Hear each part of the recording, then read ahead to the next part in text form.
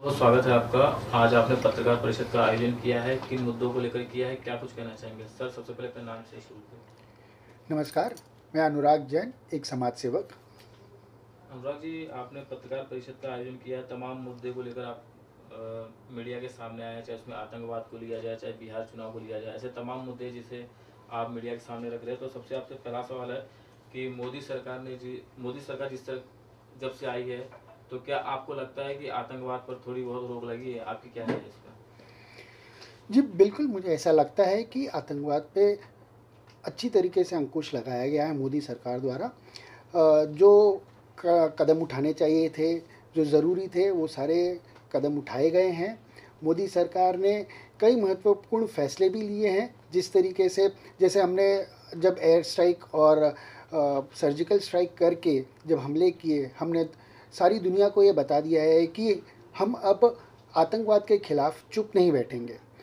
Operation सिंदूर के द्वारा हमने आतंकी हमले करके हमने जब वहाँ पे जाके आतंकी अड्डों को ज़मीन दोष किया, तो हमने दुनिया को ये बता दिया है कि अब हम आतंकवाद का जवाब मुंह तोड़ करके देंगे। इसी तरीके से मोदी सरकार ने आतंकी फंडिंग पे लगाम लगा दी गई है।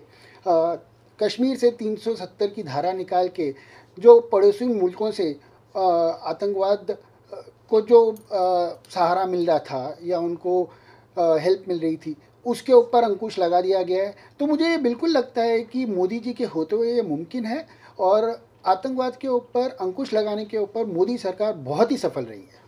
लेकिन विपक्ष हमेशा लगातार सरकार को टारगेट करती है, ऑपरेशन सिंदूर को भी गलत बताती है, पहलगाम आतंकवादियों को नाकाम बताई कि आतंकवादियों को पकड़ने में सरकार नाकाम रही है। उस पर आपकी क्या राय है? विपक्ष का तो काम है विपक्ष में रहना और सवाल करना।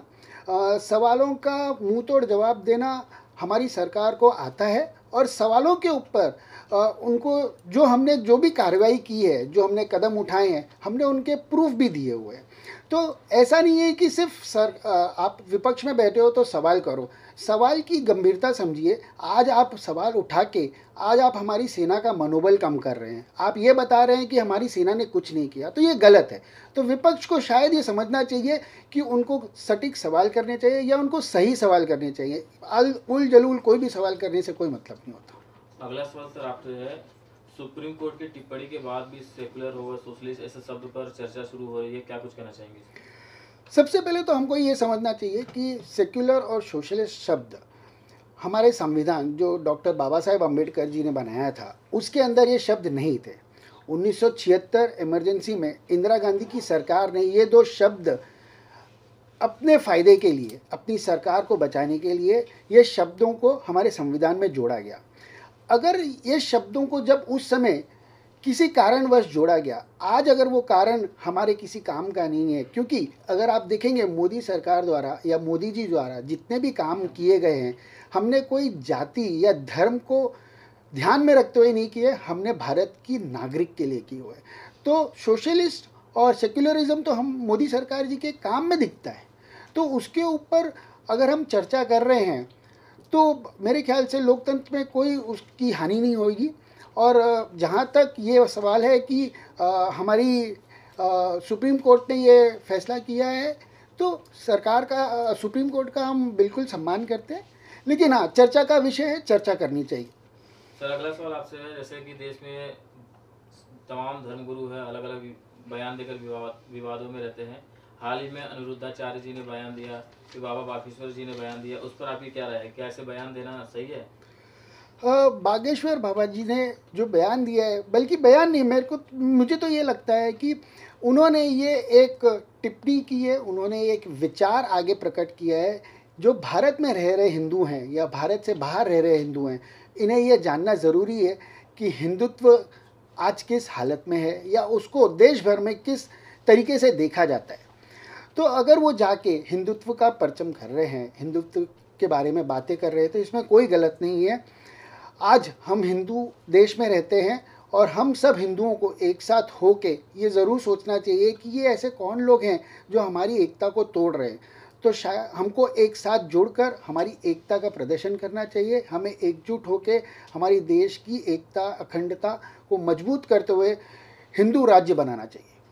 जैसे अभी हाल ही में उत्तर प्रदेश में एक छांगुर बाबा पकड़ाए गए थे, इस्लामीकरण करने के लिए लोगों को धर्मांतरित कर रहे थे, उस पर आपकी क्या राय है? देखिए, हमारा संविधान तो सब धर्मों को समान मानता है, लेकिन छांगुर बाबा जैसे लोग जो ज़बरदस्ती या लालच देके या आपको बहका के इस तरीके से अगर धर्म परिवर्तन करते हैं, ये सही नहीं है। मैं इसका विरोध करता हूँ। छांगुर बाबा जैसे लोगों के ऊपर जब उनको पकड़ा गया तो उनके ऊपर हमारी सरकार कार्रवाई कर रही है, उनकी प्रॉपर्टी को सीज़ कर दिया गया है, उनके बैंक अकाउंट्स को सीज़ कर दिया गया है। और मुझे लगता है कि हमारी सरकार सक्षम है कि छांगुर बाबा जो एक बहुत ही छोटे से प्यादे हो सकते हैं इस पूरे रैकेट के अंदर, इनको पकड़ने के बाद जो इनके मेन सरगना हैं उन तक पहुंचेंगे और पहुंच के ये जो धर्म परिवर्तन अवैध रूप से किया जा रहा है इसके ऊपर लगाम लगाई जाएगी, जिससे हमारे फ्यूचर में, हमारे आने वाले कल में हमारी बहन, हमारी बेटियां सुरक्षित रहेंगी। उनके साथ इस तरह के धर्म परिवर्तन करके उनकी ज़िंदगी के साथ नहीं खेला जाएगा। पैसे की वजह से धर्म परिवर्तन कराया जा रहा है, उस पर आप क्या कहना चाहेंगे? पैसे लोगों को लालच दिया जा रहा है इस तरह का, पैसे दे के दिया जा रहा है। देखिए, भारत इतना बड़ा देश है, हमारी 140 करोड़ की आबादी है, बहुत सारे लोग हैं जो गरीबी रेखा के नीचे हैं, तो इनके लिए पैसे की ज़रूरत होती है। उस समय ये नहीं समझते कि ये पैसा वो जब ले रहे हैं और अपना धर्म परिवर्तन करवा रहे हैं, उसके बाद इनके साथ क्या होगा।